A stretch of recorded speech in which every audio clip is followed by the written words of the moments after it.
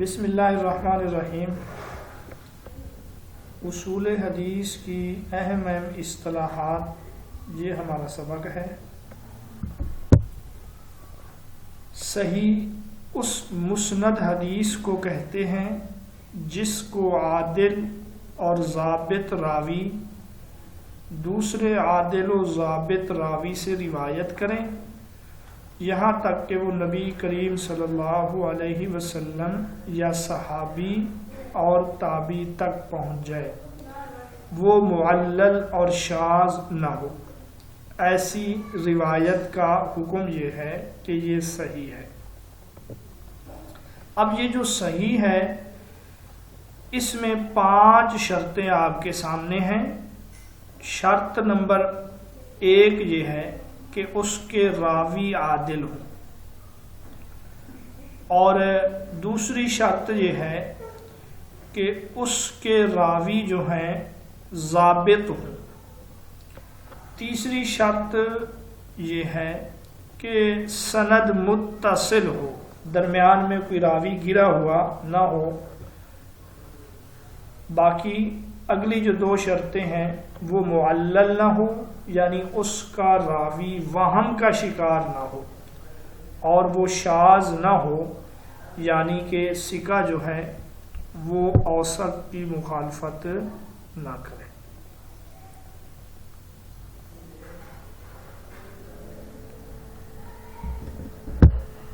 ایسی روایت کو کیا کہتے ہیں؟ صحیح کہتے ہیں۔ دیکھیے حاشیے میں لکھا ہے صحیح کی کل شرائط جو ہے نا 5 ہے۔ یہ خبر مقبول کی قسم ہے صحیح جو ہے۔ دوسری قسم جو ہے وہ ہے حسن۔ حسن وہ حدیث جس کی سند متصل ہو، راوی عادل ہوں مگر قلیل و ضبط ہو، اس میں شذوذ و علت بھی نہ ہو۔ یہ قلیل و ضبط، یہیں پر فرق ہے صحیح اور حسن میں۔ جو حسن کا راوی ہے اس کا حافظہ ذرا کمزور ہوتا ہے، اس کے علاوہ باقی 4 شرائط جو ہیں وہی ہیں۔ میں یہ تفصیل سے پڑھا آیا ہوں۔ ضعیف وہ حدیث ہے جس میں صحیح اور حسن کی صفات نہ پائی جاتی ہو۔ جو روایت نہ صحیح ہو نہ ہی حسن ہو تو تیسرا مرتبہ جو ہے وہ ضعیف کا ہے۔ اس کے بعد ہے مرسل۔ یہ ارسلہ سے اسم مفعول ہے جس کا لغوی معنی ہے چھوڑ دیا گیا، آزاد چھوڑ دیا گیا۔ اصطلاح میں اس سے مراد وہ حدیث ہے جس میں تابعی صحابی کا واسطہ چھوڑ کر رسول اللہ صلی اللہ علیہ وسلم سے نقل کرے، تو ایسی روایت کو کیا کہتے ہیں؟ مرسل کہتے ہیں۔ اب تابعی کا جو ہے وہ تو رسول اللہ صلی اللہ علیہ وسلم کے ساتھ اس کی ملاقات نہیں ہوتی، تو تابعی صحابی کو چھوڑ کر براہ راست جب رسول اللہ صلی اللہ علیہ وسلم سے روایت کرے تو اس کو مرسل کہا جاتا ہے۔ مرسل یہ اصول حدیث میں سقوط راوی کے لحاظ سے ایک قسم ہے۔ جب راوی گرا ہوا ہو، اس لحاظ سے یہ قسم ہے۔ مرسل کی مثال آپ لکھنا چاہیں تو لکھ سکتے ہیں۔ حضرت سعید بن مسیب رحمۃ اللہ علیہ، سعید بن مسیب رحمۃ اللہ علیہ فرماتے ہیں ان رسول اللہ صلی اللہ علیہ وسلم نہا عن المزابنہ، کہ رسول اللہ صلی اللہ علیہ وسلم نے بیع مزابنہ سے روکا۔ سعید بن مسیب صحابی نہیں ہے رحمۃ اللہ علیہ، یہ تابعی ہیں، بہت بڑے تابعی ہیں، بعض آپ کو تابعین کا سردار شمار کرتے ہیں۔ حضرت ابو ہریرہ رضی اللہ تعالیٰ عنہ کے داماد ہیں۔ اب ان کا یہ کہنا کہ رسول اللہ صلی اللہ علیہ وسلم نے مزابنہ سے منع کیا، یہ کیا ہے؟ یہ مرسل ہے۔ مرسل روایت کا حکم کیا ہے؟ میں پہلے بھی آپ لوگوں کو تفصیل سے بتلایا ہوں، اب پھر سن لیں۔ مرسل روایت کے بارے میں 3 قول ہیں۔ پہلا قول یہ ہے کہ مرسل جو ہے مطلقاً مردود ہے، قابل قبول ہی نہیں ہے سرے سے، یہ قول کن کا ہے؟ یہ امام بخاری رحمۃ اللہ علیہ کا ہے، اور دیگر اکثر اصولیین اور محدثین کا ہے کہ مرسل کیا ہے؟ سرے سے قابل قبول ہی نہیں ہے، کیونکہ یہاں پہ تابعی براہ راست رسول اللہ سے روایت کر رہا ہے، اب نہیں معلوم کہ درمیان میں جو گرا ہوا ہے وہ صحابی ہے یا صحابی کے علاوہ کوئی اور ہے۔ دوسرا قول یا دوسرا مسلک جو ہے وہ ہے مطلقاً قابل قبول ہے، یہ امام ابو حنیفہ اور امام مالک کا ہے، ایک قول امام احمد بن حنبل کا بھی ہے، یہ مرسل کو قابل قبول سمجھتے ہیں۔ بس وہ یہ کہتے ہیں کہ مرسل روایت کرنے والا جو راوی ہے اس کو ہم دیکھیں گے، جو تابعی ہے اس کو ہم دیکھیں گے، اگر وہ قابل اعتماد ہے اور ہمیشہ قابل اعتماد لوگوں سے ہی روایت کرتا ہے تو پھر یہ قابل قبول ہے۔ جیسے حضرت سعید بن مسیب جو ہیں، یہ جھوٹے لوگوں سے تو حدیث نہیں لیتے، حضرت حسن بصری رحمۃ اللہ علیہ ہیں، یہ جھوٹے لوگوں سے روایت تو نہیں لیتے۔ تیسرا قول جو ہے وہ ہے تفصیل، تیسرا مسلک تفصیل والا ہے، یہ ہے امام شافعی رحمۃ اللہ علیہ کا۔ امام شافعی فرماتے ہیں کہ وہ جو مرسل روایت ہے ہم اس روایت کو بھی کچھ دیکھیں گے اور راوی کو بھی دیکھیں گے۔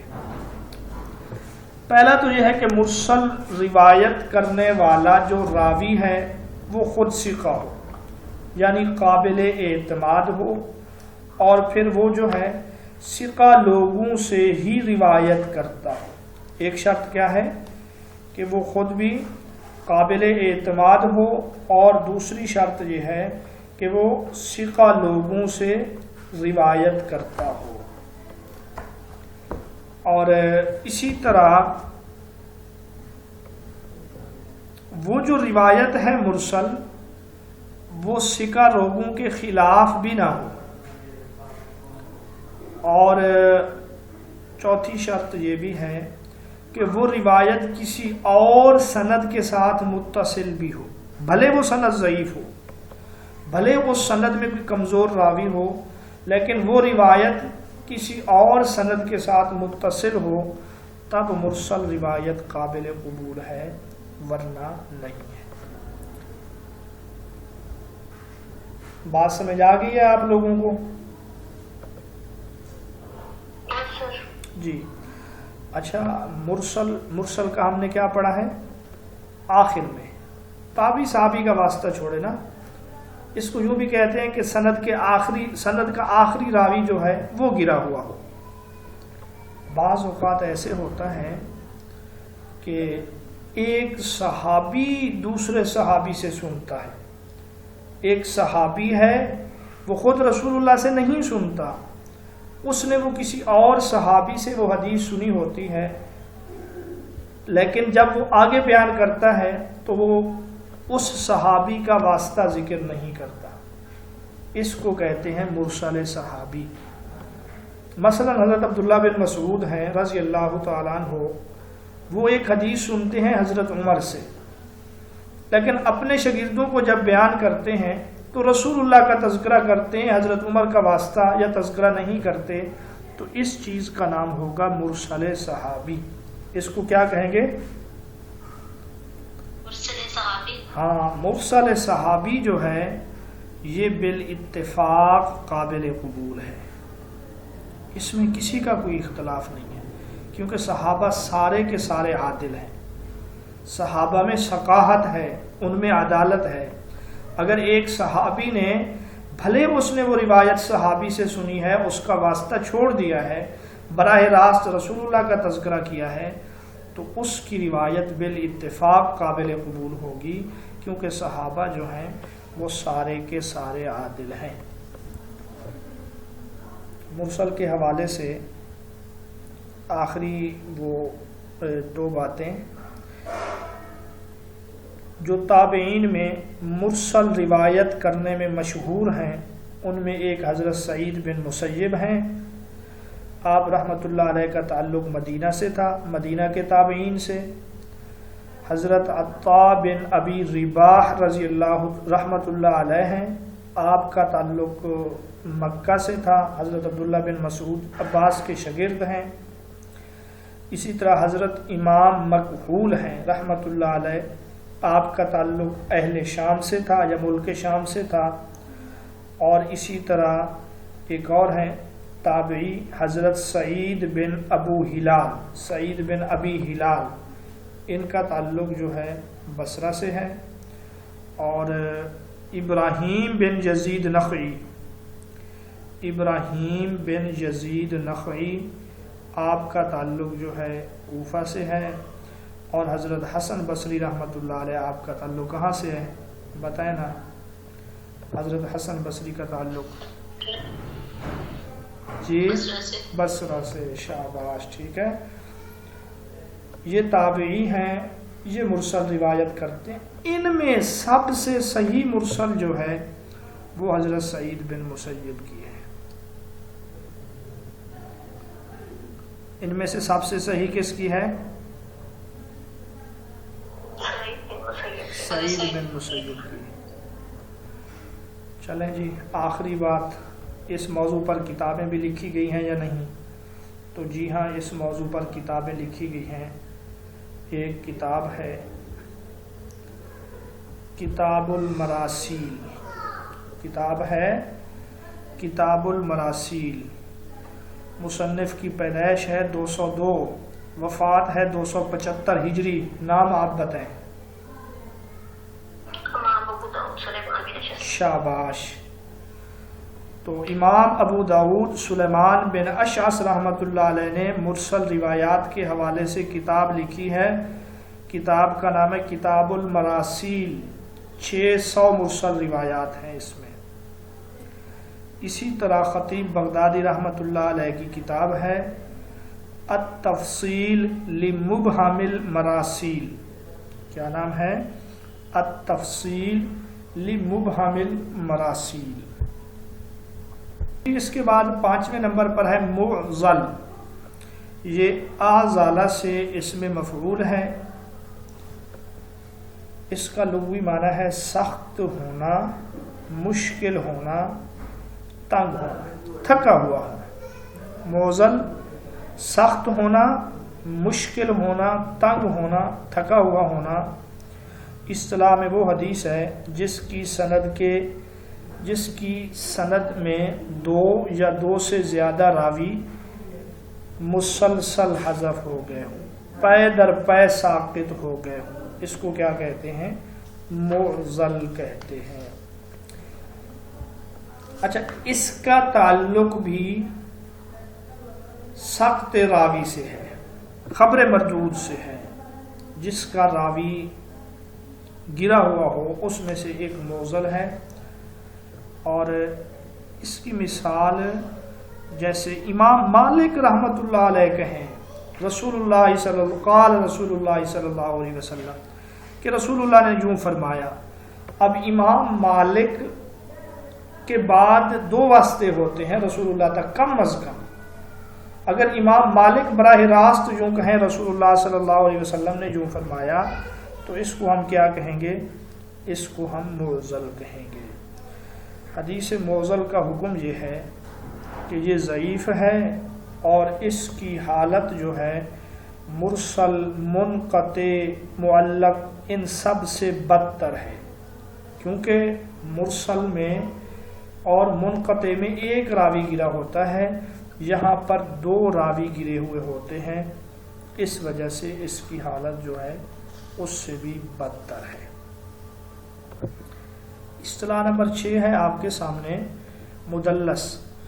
یہ دلسہ سے اسم مفعول کا صیغہ ہے. دلسہ یدلس تدلیسا فہو مدلس فذاک مدلس. پھر یہ مدلس جو ہے تدلیس سے اسم مفعول کا صیغہ ہے. لفظی معنی ہے اس کا سامان میں کسی عیب کو خریدار سے پوشیدہ رکھنا. بائع کا مشتری سے فروخت کی جانے والی چیز کا عیب چھپا لینا. والتدلیس فی البیع کتمان عیب السلعۃ عن المشتری. تدلیس سامان کے عیب کو چھپانا مشتری سے، اور اس کا معنی ظلمت و تاریکی کی بھی ہے.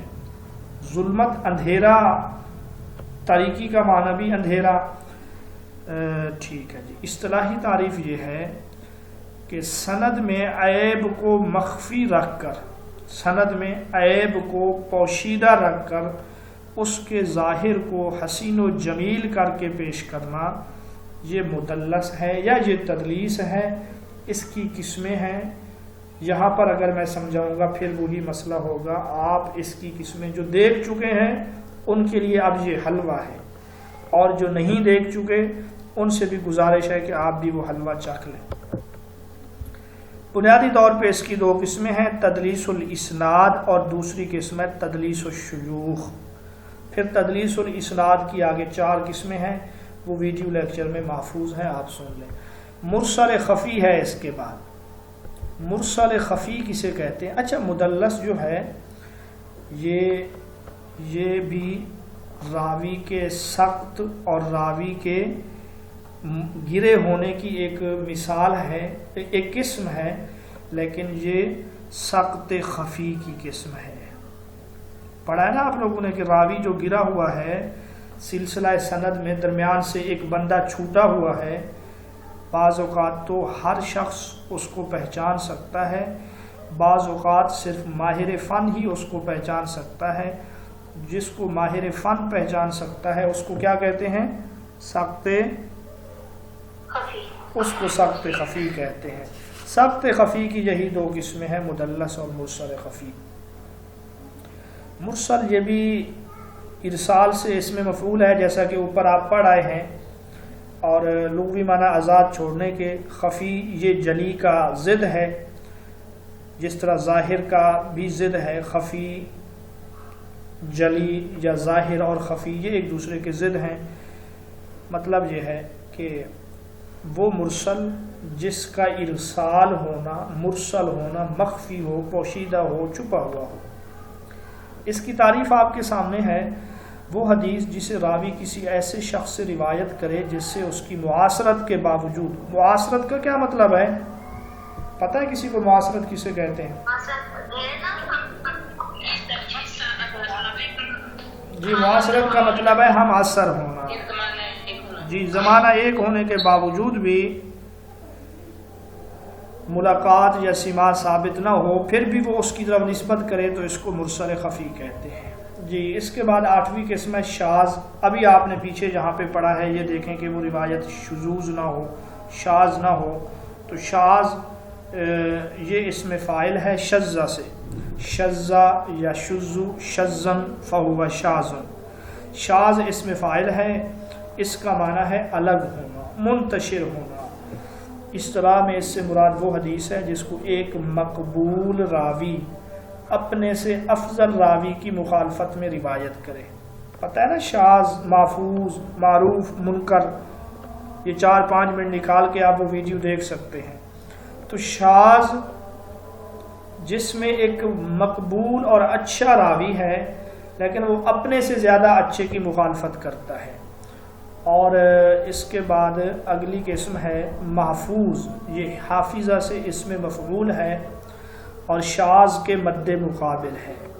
اصطلاح میں اس سے مراد وہ حدیث ہے جسے اوثق راوی ثقہ راوی کی مخالفت میں بیان کرے، یعنی شاذ کا بالمقابل محفوظ ہے. واضح رہے شاذ مردود اور غیر مقبول حدیث ہے جبکہ محفوظ مقبول ہے. یہ بھی فرق ہے یا یہ حکم ہے کہ شاذ جو ہے یہ قابل قبول نہیں ہے، جبکہ محفوظ جو ہے یہ قابل قبول ہے. شاذ قابل قبول نہیں ہے مردود کے محفوظ کے مقابلے میں، لیکن شاذ اور منکر کا آپس میں مقابلہ ہو جائے تو شاذ کا درجہ منکر سے اوپر ہے، کیونکہ شاذ کا راوی ثقہ ہے جبکہ منکر کا راوی ضعیف. جی، یہ معروف جو ہے یہ بھی عارفہ سے اسم مفعول ہے اور یہ منکر کی ضد ہے، امر بالمعروف نہی عن المنکر۔ اصطلاح میں اس سے مراد وہ حدیث ہے جسے ثقہ ضعیف راوی کی مخالفت میں بیان کرے۔ معروف ثقہ ضعیف کی مخالفت، منکر میں کیا کہیں گے ہم؟ شاباش، منکر میں ضعیف ثقہ کی کیا کرے؟ مخالفت کرے، شاباش۔ تو یہ اصطلاحات اب اصول حدیث کی آپ لوگوں کو انگلیوں پہ یاد ہونی چاہیے، کم از کم اتنا تو آپ کر سکتے ہیں نا۔ منکر یہ انکرہ سے نہ پہچاننا، انکار، اس میں مفعول ہے، اس سے مراد وہ حدیث ہے جس کو ضعیف راوی ثقہ راوی کی مخالفت میں بیان کرے، ضعیف ثقہ کی مخالفت میں بیان کرے تو وہ منکر ہے۔ تو شاذ، معروف، منکر میں آپ نے 3 چیزوں پہ توجہ رکھنی ہے، ثقہ، اوثق، ضعیف۔ اگر آپ نے یہ 3 پوائنٹ سمجھ لیے، ثقہ، اوثق، ضعیف، پھر آپ کو ان کے فرق کرنے میں کوئی دشواری پیش نہیں آئے گی۔ ضعیف جب کوئی مخالفت کرے تو اس کو منکر کہیں گے، ثقہ اوثق کی مخالفت کرے اس کو شاذ کہیں گے۔ شاذ منتشر، محفوظ، ایک جگہ پہ جمع اور محفوظ، منکر برا، معروف اچھا، بس یہ ان میں فرق ہے۔ نوٹ شاذ کا راوی مقبول ہوتا ہے جبکہ منکر کا راوی ضعیف ہوتا ہے۔ متروک، یہ بھی اصطلاح حدیث ہے، خراب ہو جائے گا جی۔ تعلق ضعیف سے ہے، لیکن ضعیف کی قسمیں ہیں، ان میں سے متروک جو ہے اس کا تعلق ہے طعن راوی سے، راوی میں جو عیوب ہیں، راوی پر جو طعن یا الزامات ہیں، ان میں سے 5 وہ ہیں جن کا تعلق راوی کے کردار سے ہے۔ تو ان کردار میں سے ایک ہے تہمت کذب، راوی پر جھوٹ کا الزام۔ تو جب راوی پر جھوٹ کا الزام ہو تو ایسے راوی کی روایت کو کیا کہتے ہیں؟ متروک۔ یہ ترک سے اسم مفعول ہے جس کا معنی ہے چھوڑا ہوا۔ اصطلاح میں اس سے وہ مراد وہ حدیث ہے جس کے راوی پر جھوٹ یا کسی قول و فعل کی وجہ سے فسق کا الزام عائد کیا گیا ہو۔ اچھا یہ اضافی ہے، یہ جو بات کر رہے ہیں نا کہ فسق کا، یہ فسق والا پھر آگے ہے، ٹھیک ہے۔ تو متروک وہ ہے بسبب تہمت الراوی بالکذب، جس کے راوی پر تہمت ہو، جھوٹ کا الزام ہو۔ ویسے متروک ترک سے ہے، ترک یا طریقہ یہ عربی زبان میں جب انڈوں سے چوزے نکل آئیں اس کو کہا جاتا ہے۔ تو متروک کا مطلب جس کا کوئی فائدہ ہی نہ ہو، کیونکہ انڈا جو ہے وہ قیمتی ہے۔ کب تک قیمتی ہے؟ یا تو آپ اس کو ابال کے کھا لیں، یا اس کا وہ سالن بنا لیں، کچھ اور بنا لیں، یا پھر یہ ہے کہ اس سے بچے نکل آئیں۔ تو جب بچے بھی اس کے نکل گئے اور باقی انڈے کے اندر جو چیز ہے وہ بھی آپ نے لے لیا، باقی خول ہے، وہ تو پھر کسی کام کا نہیں ہے۔ اسی طرح متروک روایت ہے، یہ بھی کسی کام کا نہیں ہے۔ بھائی اب تہمت جو ہے راوی پر جھوٹ کا، یہ 2 ہیں، 2 طرح سے، یا اس کے اسباب 2 ہیں، آپ سمجھیں۔ ایک یہ ہے کہ راوی پر حدیث رسول میں جھوٹ بولنے کا الزام ہو، ابھی تک وہ جھوٹ ثابت نہیں ہوا، صرف الزام ہے۔ دوسرا یہ ہے کہ وہ راوی جو ہے عام گفتگو میں جھوٹ بولتا ہو۔ تو جو شخص عام گفتگو میں جھوٹ بولتا ہو تو عین ممکن ہے کہ وہ حدیث رسول میں بھی جھوٹ بولتا ہو یا بول جائے۔ تو اس وجہ سے ایسی روایت کو کیا کہتے ہیں؟ متروک کہتے ہیں۔ بات سمجھ آ گئی آپ لوگوں کو؟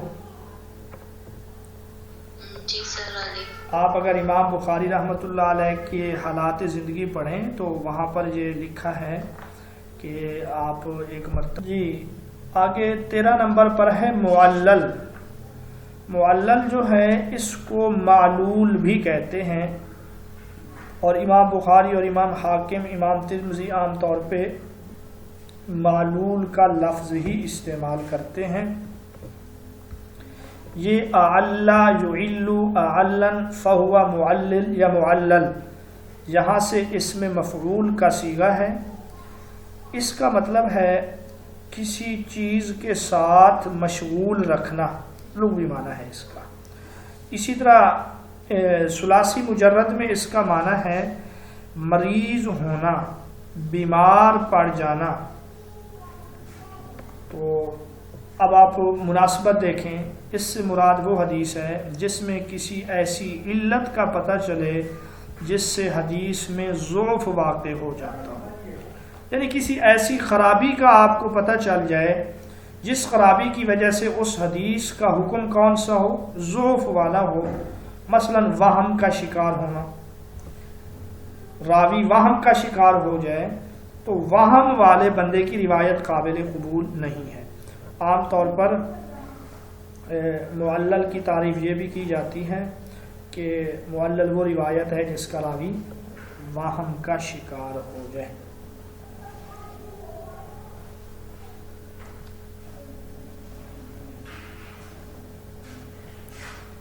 یہ معلل بہت ہی مشکل فن ہے، اور ظاہری طور پہ ہمیں ایسے لگ رہا ہوتا ہے کہ یہ حدیث درست ہے، لیکن اس میں کوئی خفیہ علت ہوتی ہے۔ اسی وجہ سے محدثین نے اس پر کام کیا ہے۔ کتاب العلل ہے یحییٰ بن معین رحمۃ اللہ علیہ کی کتاب العلل، اور کتاب العلل یہ علی بن مدینی رحمۃ اللہ علیہ کی بھی ہے، اور امام احمد بن حنبل رحمۃ اللہ علیہ کی بھی ہے کتاب العلل و معرفت الرجال، اور اسی طرح امام ترمذی رحمۃ اللہ علیہ جو ہیں ان کی دو کتابیں ہیں، العلل الکبیر، العلل الصغیر، یہ امام ترمذی رحمۃ اللہ علیہ کی ہیں۔ تو یہ چند کتابیں ہیں اس موضوع پر، اور حافظ ابن حجر عسقلانی رحمۃ اللہ علیہ کی کتاب بھی ہے الزہر المطلول فی الخبر المعلول، الزہر المطلول فی الخبر المعلول، یہ حافظ ابن حجر عسقلانی کی ہے۔ یہ آپ کو یاد ہو یا نہ ہو، امام احمد بن حنبل، یحییٰ بن معین اور علی بن مدینی کی کتاب کا نام یاد رکھنا آپ کے لیے ضروری ہے۔ مقلوب 14 نمبر پہ ہے، قلب سے ہے اسم مفعول جس کا معنی ہے الٹ پلٹ کرنا۔ دل کو دل بھی اسی لیے کہتے ہیں کہ دل بھی ہر وقت اس میں خیالات آتے جاتے رہتے ہیں، بدلتے رہتے ہیں، اور ہر وقت دل جو ہے دھڑکتا رہتا ہے، اس وجہ سے اس کو قلب کہتے ہیں۔ اسی وجہ سے آپ صلی اللہ علیہ وسلم دعا کیا کرتے تھے، یا مقلب القلوب، اے دلوں کو الٹنے پلٹنے والے، ثبت قلبی علی دینک، میرے دل کو اپنے دین پر ثابت قدم رکھ۔ تو اصل چیز جو ہے نا یہ دل ہے، دل جب کسی ایک جگہ پہ ٹک جائے تو پھر ثابت قدم رہ جائے تو پھر پورا بندہ جو ہے ثابت قدم ہے۔ اور دوسری بات یہ ہے دلوں پر اختیار بھی کسی کا نہیں ہے، دل اللہ کے اختیار میں ہے، اسی لیے رسول اللہ صلی اللہ علیہ وسلم دعا کیا کرتے تھے، یا مقلب القلوب ثبت قلبی علی دینک۔ تو مقلوب یہ بھی ایک حدیث کی اصطلاح ہے، اور اس اصطلاح کا تعلق جو ہے یہ جب راوی پر طعن ہو یا راوی پر الزام ہو کہ وہ ثقہ لوگوں کی مخالفت کرتا ہے، تو ثقات کی مخالفت کرتے ہوئے ایک قسم مدرج ہے جس کا شاید آگے تذکرہ ہے۔ تو مقلوب اس حدیث کو کہتے ہیں جس میں کسی راوی سے تقدیم و تاخیر ہو جائے سند میں یا متن میں، ایک لفظ کو دوسرے لفظ سے بدل دے۔ مقلوب کی دو قسمیں ہیں، کبھی یہ جو ہے قلب سند میں ہے اور کبھی متن میں۔ مثلا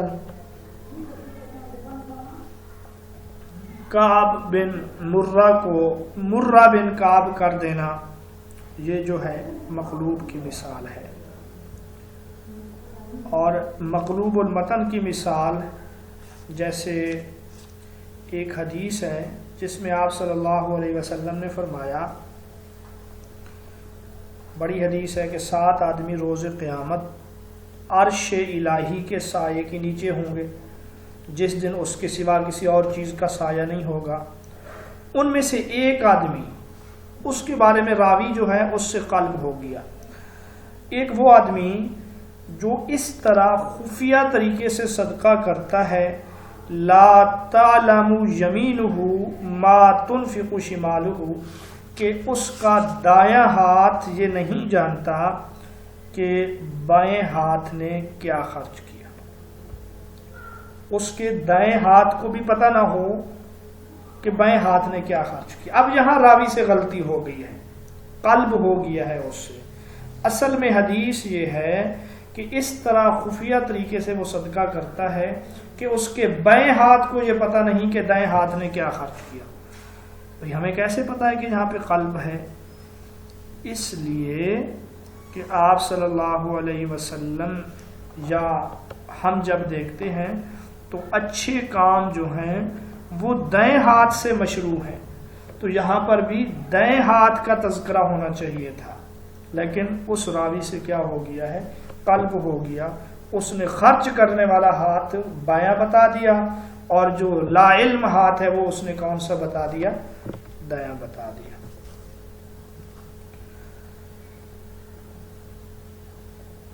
بھائی اس موضوع پر خطیب بغدادی کی کتاب ہے جس کا نام ہے رفع الارتیاب فی المقلوب من الاسماء والالقاب۔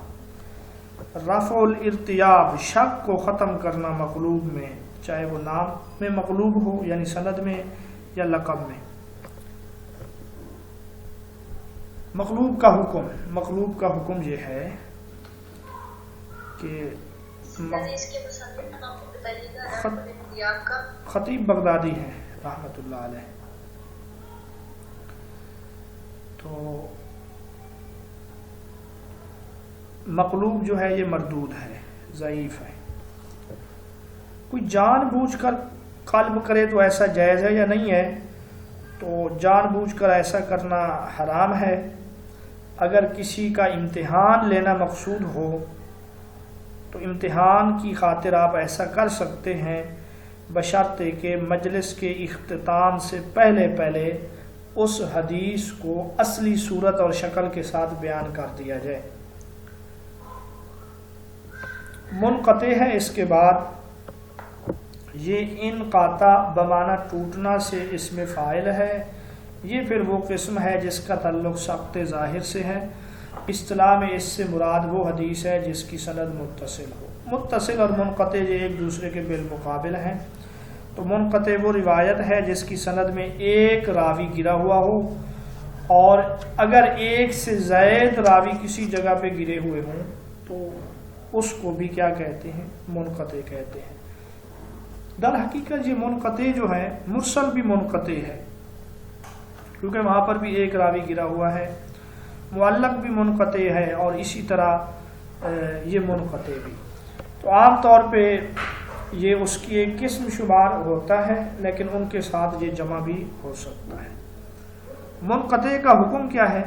منقطع کا حکم یہ ہے کہ یہ روایت بھی مردود ہے، کیونکہ ہمیں نہیں معلوم جو درمیان میں گرا ہوا راوی ہے وہ کس قسم کا ہے۔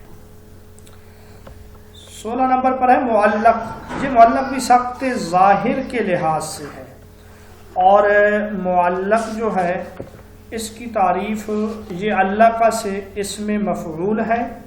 اللہ کا جو علق تعلیق، کسی چیز کو لٹکا دینا، چھت سے باندھ دینا۔ بھئی ایک ہے گھر میں نیچے کمرے کا ہے صحن، اور ایک ہے اوپر چھت۔ اب معلق جو ہے وہ چھت کے ساتھ لٹکی ہوئی چیز کو کہا جاتا ہے، جو چیز ہوا میں معلق ہو۔ اب یہ حدیث بھی معلق اس وجہ سے ہے کہ سند کی ابتدا سے یہ منقطع ہے، شروع سے یہ منقطع ہے، لیکن سند کا جو آخری حصہ ہے، اوپر والا حصہ ہے، یعنی صحابی یا رسول اللہ صلی اللہ علیہ وسلم، اس طرف یہ متصل ہے۔ اس وجہ سے گویا کہ یہ نیچے سے منقطع ہے، اوپر یہ ہوا میں لٹکی ہوئی ہے، اس کو معلق کہتے ہیں۔ اور معلق کی تعریف یہ ہے جس کی سند کی ابتدا سے ایک یا ایک سے زائد راوی مسلسل معزوف ہوں اور حدیث کو ان راویوں کی طرف منسوب کیا گیا ہو، اس کو معلق کہتے ہیں۔ اور معلق کا حکم بھی یہی ہے کہ یہ معلق جو ہے یہ خبر مردود ہے، کیونکہ مقبول کے لیے ایک شرط ہے متصل ہونا، جہاں پر راوی متصل نہیں ہے۔ 17 نمبر پہ ہمارے سامنے لکھا ہوا ہے مضطرب۔ مضطرب یہ اضطرابہ سے نکلا ہے، اس میں فاعل کا صیغہ ہے، اس کا مطلب ہے موجوں کی کثرت اور تھپیڑوں کا چلنا، بے چین ہونا بھی ہے۔ یار میری طبیعت میں آج اضطراب ہے، اضطراب کی سی کیفیت، اس کا مطلب بھی یہی ہے کہ ایک بندہ بے چین ہے، اس میں گویا کہ موجوں کو بھی اسی لیے اضطراب کہتے ہیں کہ آپ ساحل پہ جا کے دیکھیں نا، جو سمندر کے جو موج ہیں تو ایسے لگتا ہے کہ وہ بھٹکے ہوئے ہیں، پریشان ہیں، ان میں کوئی ایک ہلچل کی سی کیفیت ہے، تو اضطراب کو بھی اسی لیے اضطراب کہا جاتا ہے۔ مضطرب کسے کہتے ہیں؟ اس سے مراد وہ حدیث ہے جو ایسے مختلف طریقوں سے مروی ہو، جو ایسے مختلف طریقوں سے مروی ہو جو قوت و مساوی میں برابر ہوں، جن میں ترجیح اور جمع تطبیق ممکن نہ ہو۔ جو ایسے طریقوں سے مروی ہوں قوت و مساوی میں برابر ہوں، کیونکہ اگر قوت و مساوی میں برابر نہیں ہوں گے تو جو قوت میں زیادہ ہے اس کو ترجیح ہو جائے گی، اور اسی طرح جمع تطبیق بھی ممکن نہ ہو، کیونکہ اگر جمع تطبیق ممکن ہو جائے تو پھر دونوں حدیثوں پر عمل ہوگا، جبکہ مضطرب کی صورت میں کسی حدیث پر بھی عمل نہیں ہوگا۔ 18 نمبر پر ہے مدرج۔ اچھا، مضطرب کی آپ مثال سن لیں۔ مثال جیسے حدیث پاک میں ہے، ایک حدیث سے پتہ چلتا ہے آپ صلی اللہ علیہ وسلم سے سوال کیا گیا زکوٰۃ کے بارے میں، آپ نے فرمایا ان فی المال حقا سوى الزکوٰۃ، کہ مال میں زکوٰۃ کے سوا اور بھی حقوق ہیں، زکوٰۃ کے سوا اور بھی حقوق ہیں، یعنی اور جگہوں پر بھی مال خرچ کرنا ہے۔ اور اسی حدیث کو ایک اور سند سے بیان کیا گیا جس میں ہے لیس فی المال حق سوى الزکوٰۃ، کہ مال میں زکوٰۃ کے سوا کوئی حق نہیں ہے۔ اب یہ حدیث سند میں برابر ہیں دونوں، کسی ایک کو دوسرے پر ترجیح نہیں ہے، اس کو ہم کیا کہیں گے؟ اس کو ہم مضطرب کہیں گے۔ آگے 18ویں نمبر پر ہے مدرج۔ یہ ادرجہ سے اسم مفعول ہے۔ مضطرب کا حکم یہی ہے کہ دونوں پر عمل نہیں ہوگا۔ ادرجہ سے اسم مفعول ہے جس کا معنی ایک چیز کو دوسری چیز میں داخل کر دینا، یہ بھی مخالفت ثقات کی قسموں میں سے ایک قسم ہے، جس کا معنی ہے کسی ایک چیز کو دوسری چیز میں داخل کر دینا۔ اصطلاح میں اس سے مراد وہ حدیث ہے جس کی سند یا متن میں ایسی زیادتی پائی جائے جو اس کی اصل میں نہ ہو، یعنی حدیث میں اپنی طرف سے الفاظ راوی شامل کر دے، مئیکاف کر دے، تو اس کو مدرج کہا جاتا ہے۔ مدرج کی دو قسمیں ہیں، مدرج المتن اور مدرج السند۔ مدرج المتن کا مطلب ہے متن میں کسی چیز کا اضافہ کر دینا، اور سند کا مطلب یہ ہے سند میں کسی چیز کا اضافہ کر دینا۔ متصل 19 نمبر پر ہے، یہ اتصل کا اسم فاعل ہے جس کا معنی ملنے کے ہیں۔ اصطلاح میں اس حدیث کو متصل کہتے ہیں جس کی سند شروع سے آخر تک متصل ہو، یہ منقطع کا الٹ ہے۔ جس کی سند متصل ہو، خواہ وہ مرفوع ہو، موقوف ہو یا مقطوع ہو، اس کو کیا کہتے ہیں؟ متصل کہتے ہیں۔ موضوع یہ وضع سے اسم مفعول کا صیغہ ہے، اس حدیث کو کہتے ہیں۔ اس کو حدیث بھی مجازی طور پہ کہا جاتا ہے، یہ حقیقت میں حدیث ہے نہیں، یہ اس روایت کو کہتے ہیں جس کو گھڑ کر جھوٹ کو نبی کریم صلی اللہ علیہ وسلم کی طرف منسوب کر دیا جائے، تو یہ جو ہے موضوع ہے۔ ٹھیک ہے، تو موضوع یہ سب سے بدترین ہے، یعنی اپنی طرف سے کسی بات کو گھڑ کر رسول اللہ صلی اللہ علیہ وسلم کی طرف منسوب کر دینا۔ یہ جو ایک بات یہاں ہم پڑھیں گے، جو حدیث یہ روایت گھڑنا جو ہے اس کو کہا جاتا ہے وضع کہا جاتا ہے، وضع حدیث، حدیث کو گھڑنا۔ ایسا لوگ کیوں کرتے ہیں؟ اس کے بنیادی اسباب دو ہیں، یا تو ایسا محبت کی وجہ سے کرتے ہیں یا نفرت کی وجہ سے کرتے ہیں۔ ایسا لوگ محبت کی وجہ سے کرتے ہیں یا نفرت کی وجہ سے کرتے ہیں۔ بنیادی اسباب جو ہے نا وہ جو دو ہیں۔ جو محبت کی وجہ سے کرتے ہیں، اس کی مثال جو ہے جیسے جاہل صوفیاء ہیں، جاہل قسم کے صوفیاء، وہ ندانی اور لا علمی کی وجہ سے روایات گھڑتے ہیں۔ وہ یہ سمجھتے ہیں کہ لوگوں کو کسی نیکی کا شوق دلانے کے لیے یا لوگوں کو کسی گناہ سے بچانے کے لیے اپنی طرف سے روایت بیان کر کے رسول اللہ کی طرف منسوب کرنا درست ہے۔ یعنی کسی عمل کا بہت زیادہ فائدہ بتا دو، لوگ کرنے لگ جائیں گے۔ کسی کام سے بہت زیادہ نقصان بتا دو، لوگ اس سے کیا ہو جائیں گے؟ ڈر جائیں گے۔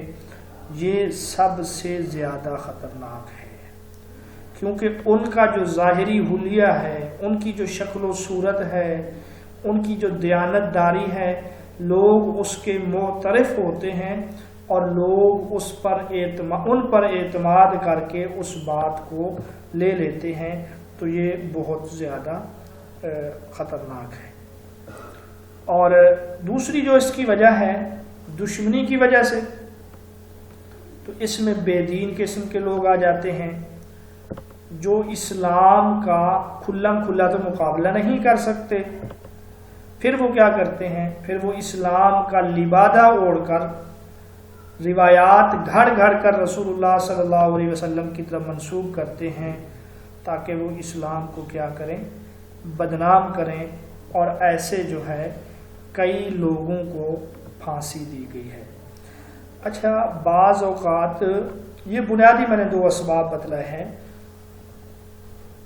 کچھ لوگ مذہبی تعصب کی وجہ سے بھی روایات گھڑتے ہیں، یعنی وہ اپنے مذہب میں، اپنے مسلک یا اپنے فرقے میں اس قدر متشدد ہوتے ہیں اور وہ تعصب رکھتے ہیں کہ وہ اپنی طرف سے روایات گھڑتے ہیں اپنے مذہب کو ثابت کرنے کے لیے، اور بعض اوقات نمائش علم کے لیے بھی کرتے ہیں، لوگوں کو حیران و پریشان کرنے کے لیے اور یہ باور کرانے کے لیے کہ یہ روایت میرے پاس ہے، فلاں بڑے سے بڑے محدث کے پاس نہیں ہے، حالانکہ وہ روایت ہوتی ہی نہیں ہے۔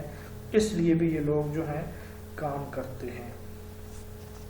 اس حوالے سے جو ایک روایت ہے وہ آپ سن لیں، من گھڑت ہے۔ جو شخص لا الہ الا اللہ کہتا ہے تو ہر لفظ سے ایک پرندہ اللہ پیدا کرتا ہے جس کی چونچ سونے کی ہوتی ہے اور اس کے پر جو ہیں وہ مرجان کے ہوتے ہیں۔ پھر یہ آگے بہت بڑی روایت ہے من گھڑت قسم کی، تو یہ نمائش علم کے لیے ایسا کرتے ہیں۔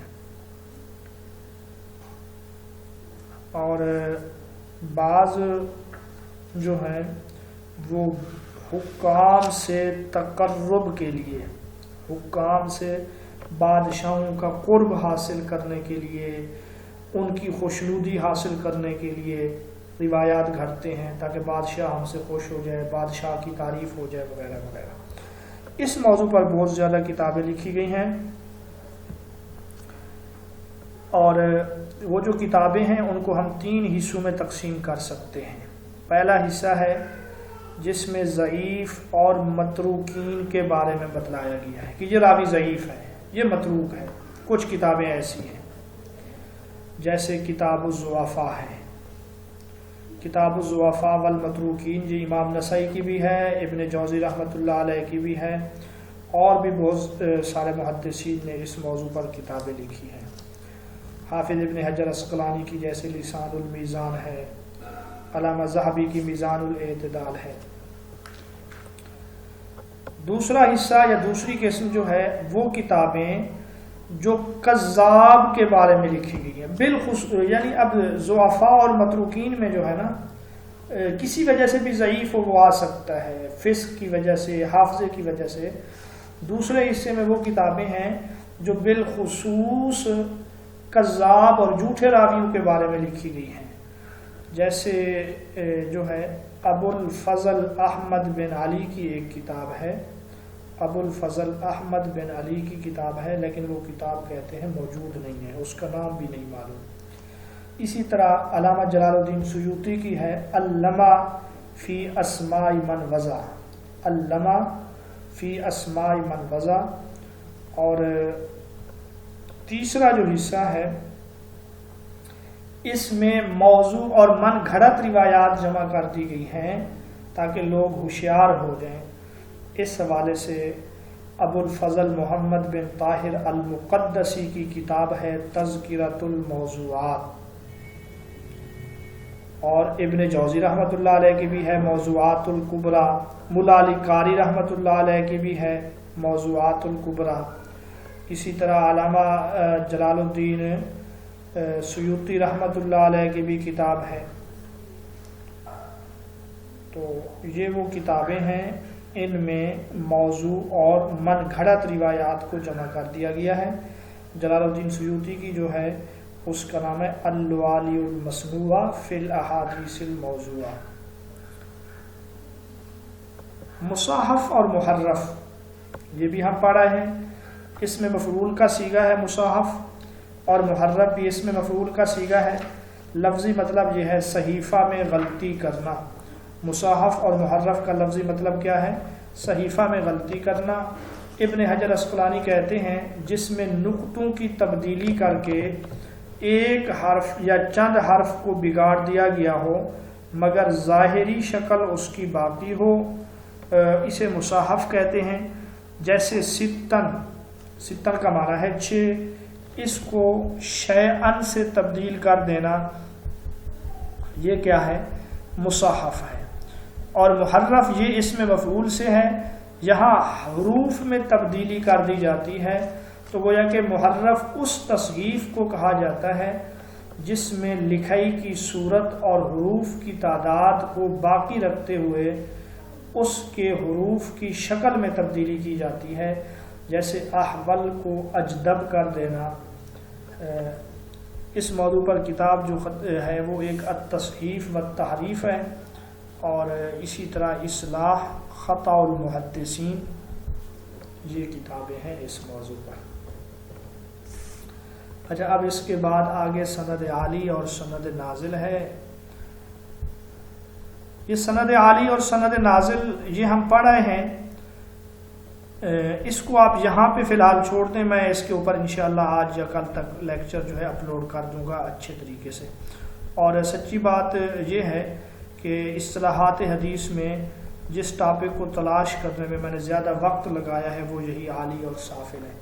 اس کے بعد مزید فی متصل الاسانید ہے، ایسی حدیث جس کی سند میں 2 راویوں کے درمیان کوئی راوی بڑھا دیا جائے حالانکہ سند اس کے بغیر ہی مکمل اور متصل ہو۔ مزید کا معنی اضافہ کرنا، فی متصل الاسانید کا مطلب ہے متصل سند میں، یعنی سند پہلے سے متصل ہے پھر بھی وہاں ایک راوی کا اضافہ کر دینا، اس کو کہا جاتا ہے المزید فی متصل الاسانید۔ اس کی مثال ہم پہلے پڑھ رہے ہیں۔ 24 نمبر پر ہے روایت الاقران، یہ اقران قرین کی جمع ہے، لفظی معنی ہے ساتھی، ہم مکتب، کلاس فیلو۔ اصطلاح میں اس سے مراد وہ روایت ہے جس کے راوی عمر میں اور سند میں متقارب ہوں۔ متقارب کا مطلب یہ ہے کہ وہ ایک دوسرے کے قریب قریب ہوں اور ایک ہی طبقہ کے شیوخ سے دونوں نے علم حاصل کیا ہو۔ مثلا سلیمان تیمی کا مسعر سے روایت لینا، مگر مسعر کا سلیمان سے روایت لینا ثابت نہیں، دونوں قریب قریب ساتھی ہیں۔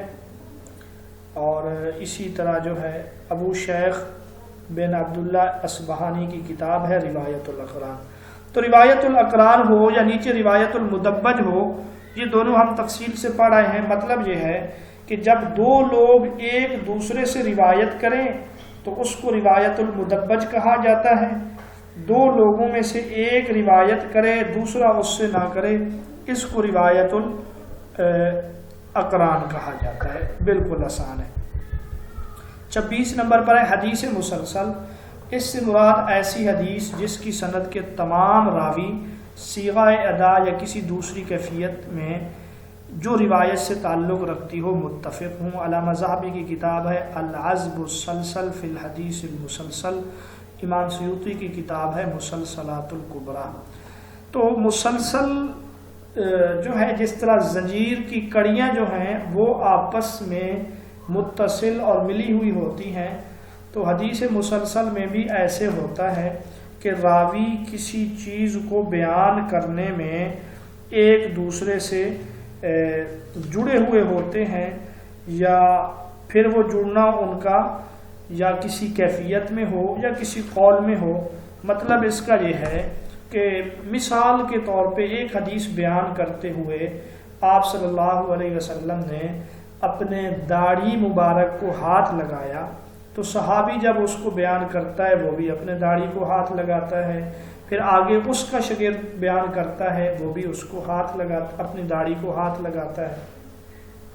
یا ایک حدیث بیان کرتے ہوئے اگر آپ صلی اللہ علیہ وسلم نے اپنی انگلیاں کسی صحابی کے انگلیوں سے ملائیں تو وہ صحابی آگے اسی طرح کرتا ہے، پھر آگے اسی طرح چلتے چلتے اس چیز کو جو ہے حدیث مسلسل کہا جاتا ہے۔